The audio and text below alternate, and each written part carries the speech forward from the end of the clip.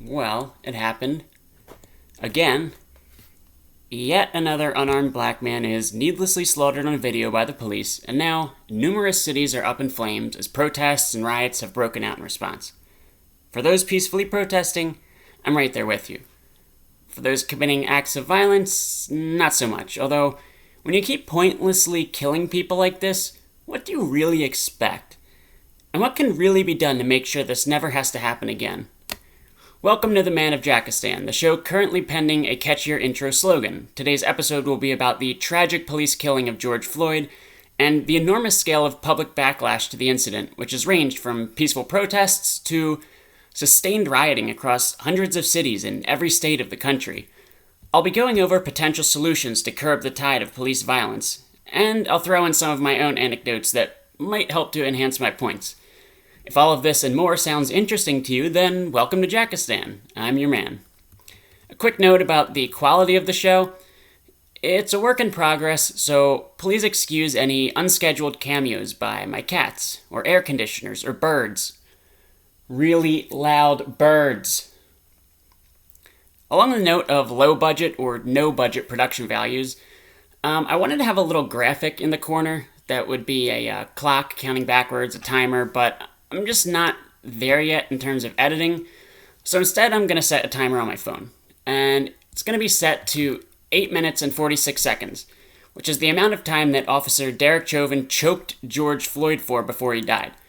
The now ex-officer pressed his knee down on the neck of this man who was pleading for his life, saying, "I can't breathe, I can't breathe."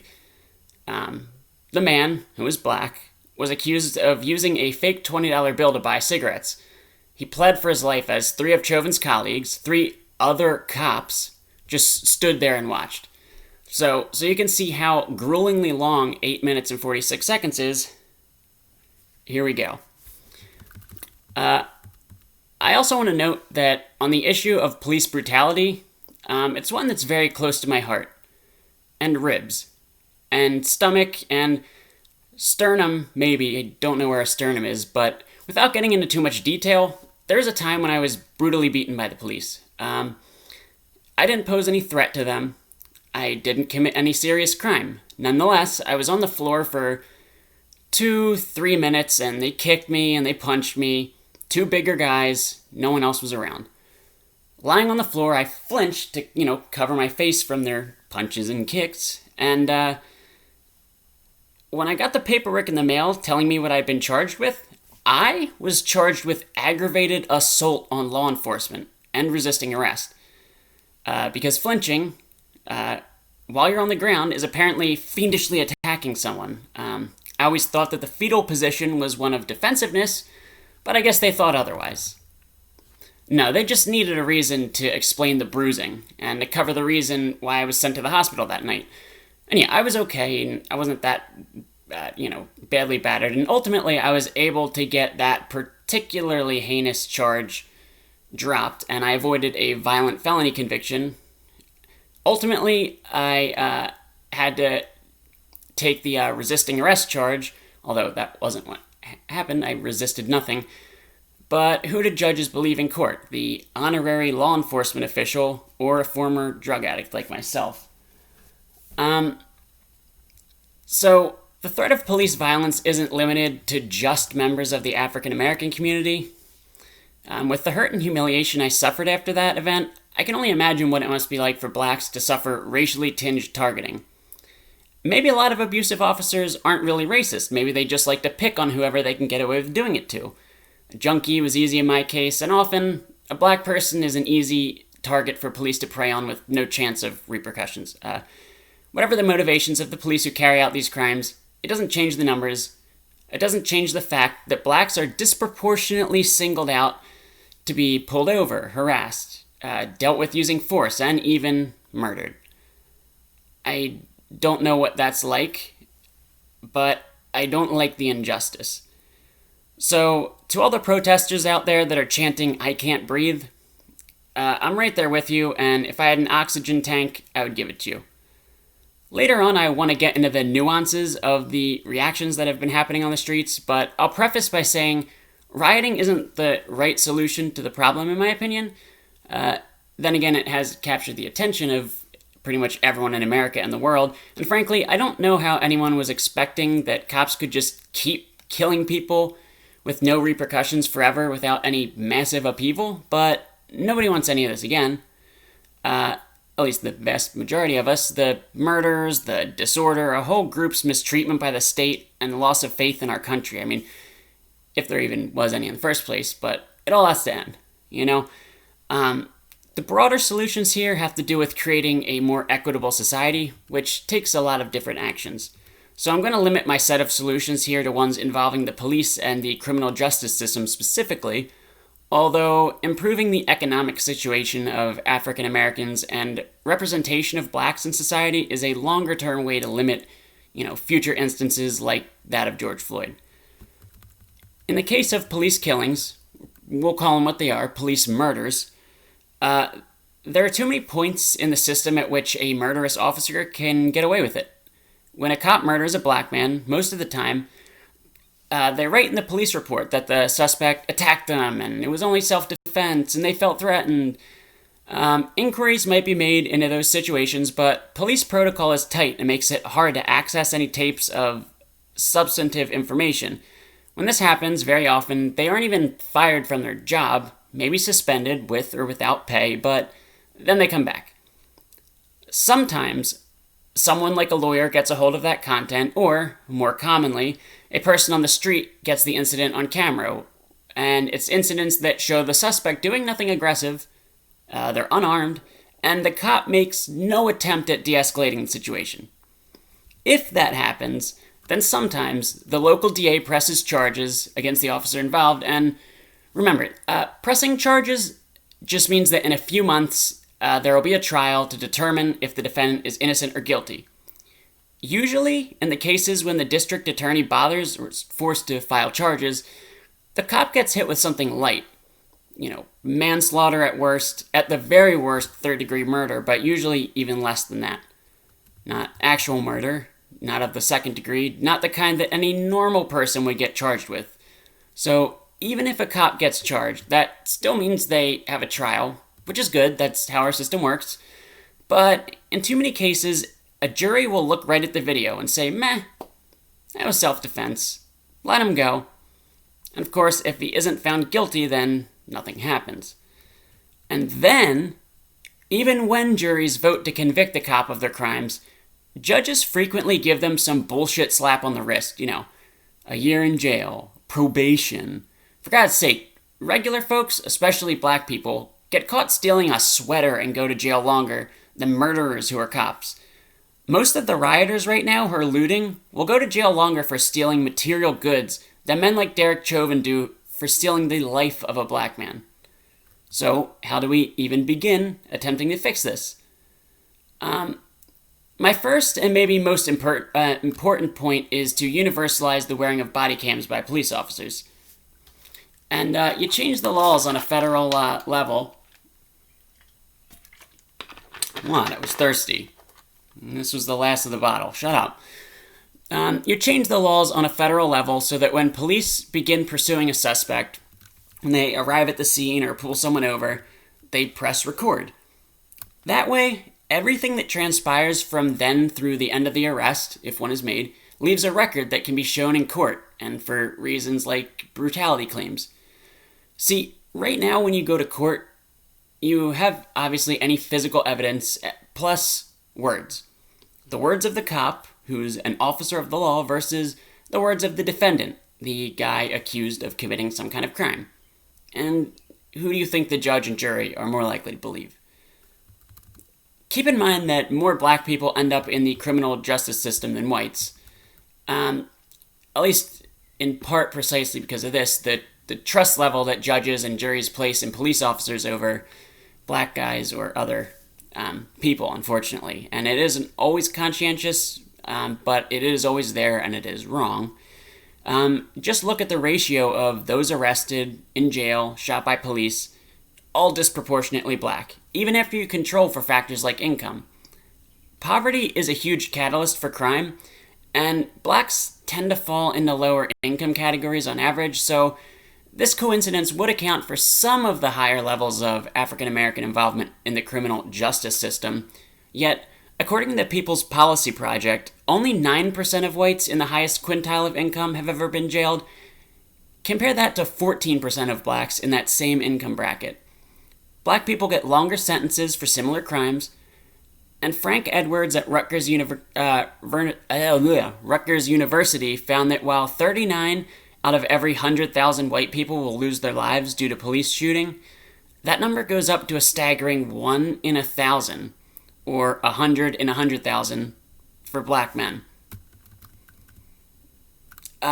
We could go on all day with grim statistics like these. For the cause of impartial justice, which is a supposed bedrock of our system, why would we not force there to be an objective record of what went down in police interactions and arrests? Especially... Oh. See that? 8 minutes and 46 seconds. That was a while, wasn't it? That was a long time. For someone to have their knee on your neck choking you. When we have the technology readily available, like everyone has a device that can take video and audio in their pockets pretty much at all times. So it makes no sense that you can try a case in this day and age without requiring the most basic and accurate proof of events, video. If cameras existed at the time of the founding, this requirement would have been baked into the Constitution. Not caught on camera? No case. Of course, other evidence is still viable, but why wouldn't video be needed as well? And this would have to be on a federal level. Some sweeping legislation making the presence of video required for sentencing and guilt without video evidence, when such a technology exists, still leaves the possibility of a reasonable doubt in most criminal cases. That should be the logic. Simply forcing police departments to buy the equipment, that doesn't actually do any good, because police departments across the country today have body cams, they just don't always use them. In many incidents of police shootings, did you ever notice how the 90 seconds of video where the guy actually gets shot is missing? It gets deleted or redacted because there's no overarching rule that it can't, or that anyone has to have access to it. But if cops want to prove their case in the 21st century, there has to be a digital record of events, period. People might argue, this costs too much, it's so expensive. Well, let me ask you this then. What's the cost of litigating a police murder, or any case for that matter?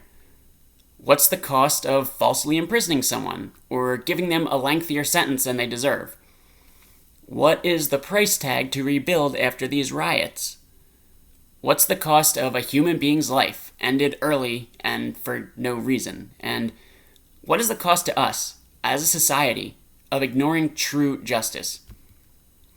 Sure, video alone doesn't prevent police from murdering someone. I mean, George Floyd's life was ended as multiple civilians watched in horror from the street, making it known that he was on tape and hurting him.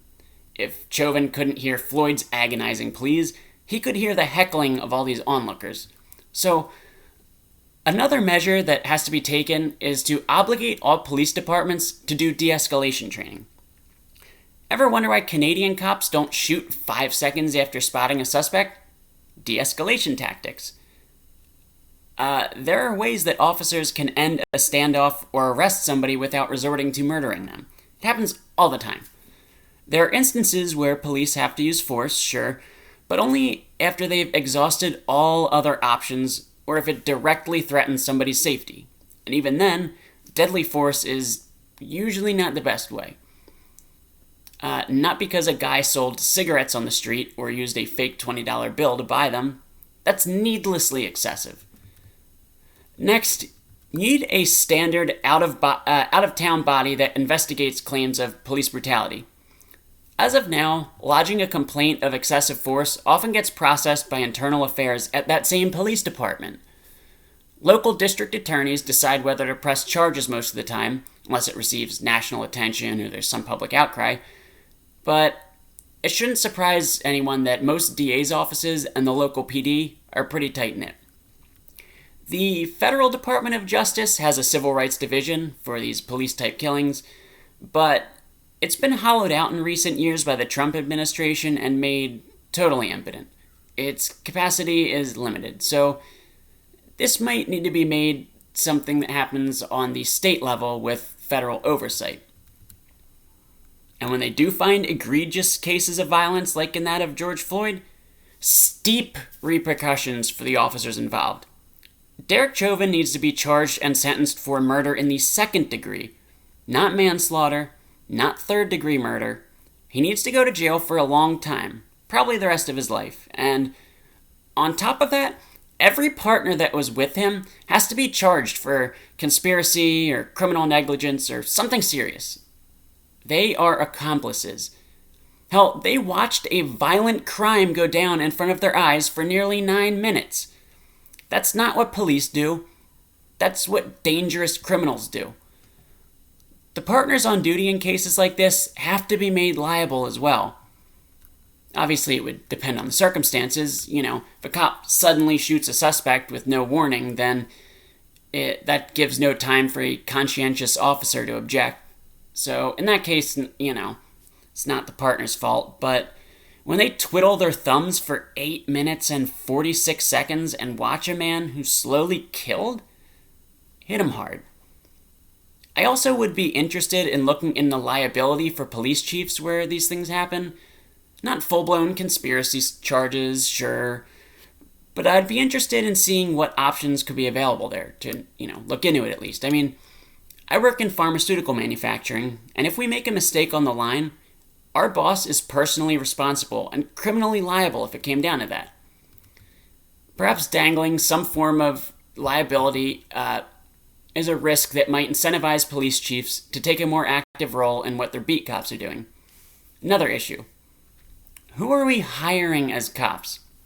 From what I understand, Minneapolis PD, along with others around the country, have been diversifying their forces, so this isn't a cure-all, but it also takes time to change the composition of the PD, by one retirement at a time. But instead of just hiring macho men types, high school bullies, hire people from other races and ideological backgrounds. We also all have to get involved in our communities and elect the right leaders. Find out who the candidates are, not just for big offices like the president, but also county sheriff, district attorney, judges. Pick people in our own communities who will represent our communities and justice for all. Finally, the last thing I can think of to minimize the chances of this happening again, or at least minimizing the frequency, is to increase the transparency of police forces. Make it easier to see brutality claims and to see what the police do more generally. For example, assuming we make body cams a requirement for arrests, have the video feeds of arrests in progress transmitted on an open line to headquarters, available to the public in the same way that police scanners can pick up on a police radio. Don't stream it on the front page of the PD website, but don't encrypt the feeds so much that any moderately concerned citizen can't access it. Again, cops wouldn't need to record their entire shifts, and this wouldn't give criminal groups the opportunity to monitor police movements. Anyway, they could already do that by listening into the squawk box. Just videotaping the interactions with suspects and others. And obviously, undercover work is not publicly available like this, but I don't see what damage it does to increase the ease with which any concerned citizen or group could access, these videos. One big issue here that I can think of is that there are no laws actually mandating that police radios are easily accessible to amateurs who have scanners. They just are. And the vast majority of departments have never changed it to make them encrypted. It's just kind of a default thing. And laws vary by state. In PA, listening to a scanner out of curiosity is perfectly legal, though if you use it to avoid, capture or something like that, it becomes a third-degree felony. Not sure how they prove that one. Kind of sounds like if you get arrested with a scanner, it's one of those extra charges they throw at you. That way they have something to bargain with later. They'll offer to drop that charge in exchange for a guilty plea, even though it's next to impossible to actually prove that in court. But anyway, if we want to avoid future incidences of police murder and to broadly improve the criminal justice system to make it truly just, these are my suggestions. Oh, and one last thing before I wrap this up. It's about the public reaction to Floyd's murder. There are widespread, peaceful protests all around America that are doing the right thing in response to this event. People truly trying to affect change by exercising their First Amendment rights. There are also widespread riots coinciding with this that have gone on for several nights in a row. Many people, white suburbanites, I hear saying that, violence and looting is no way to achieve racial justice. That's the more sympathetic tone. More overtly racist types say, why would we stop policing them if they're going to act like this? And Karens say, if they aren't going to ask nicely, then they don't get what they want. As if freedom from unwarranted state violence isn't a basic human right. Okay, I haven't heard anyone outright say it like that, but there are a million old white people thinking it of some variation. First of all, destroying a building isn't the same as killing a man. Still bad, not the same thing. Also, there have been peaceful protest movements against police murders for years now. Apparently, these guys haven't been paying attention to those peaceful protests, the ones that they claim the aggrieved should try first. For many black people, they feel like they have tried that, have been trying that. And this shit keeps on happening. So if nobody's going to listen, then they're going to have to watch. I won't regurgitate the MLK quote about riots being the language of the unheard. I want to quote Karl von Clausewitz, who said, "War is the continuation of politics by other means."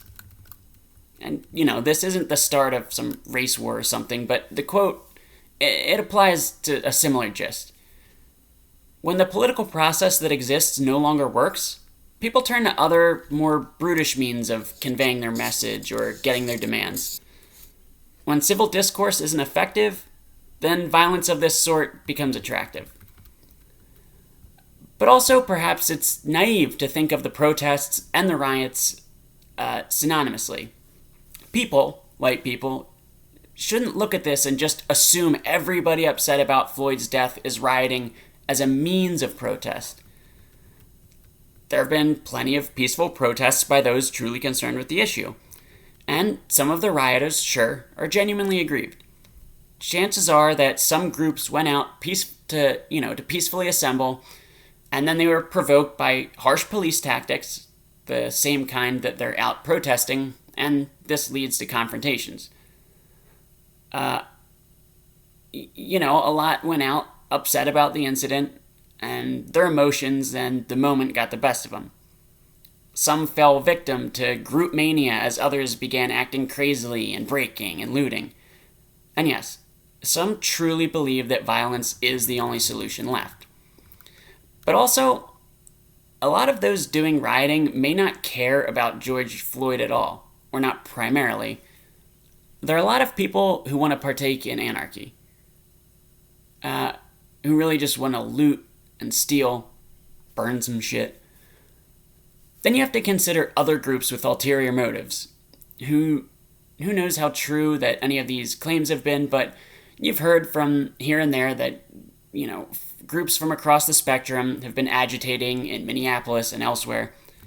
On the far left, it's anarchists and RCP communists who don't like police violence, but also want to use this to catalyze some larger revolution or whatever. Then on the far right, you undoubtedly have at least some racist, white nationalist, neo-Nazi-esque people slipping into the crowds and causing havoc, essentially to make black people look bad. Accelerationists, they call them. To start a race war. Plus, the more chaos there is in cities, the more Trump can posture as the law and order candidate, and run on cleaning up this lawlessness, and use racist dog whistles to win over voters, much like he did last time. The ratio of these types and others is unknown, and probably always will be, but it's just something to consider. As a parallel to illustrate this dynamic, I'll tell you a little story. I went to Penn State for a little bit, and back in 2011, after a whole pedophile-related scandal, the school decided to fire Joe Paterno, the football coach, which was a devastating blow to the school's football fans. So students, by the thousands, that night, or maybe it was the next one, they staged this humongous protest on the main lawn of the school.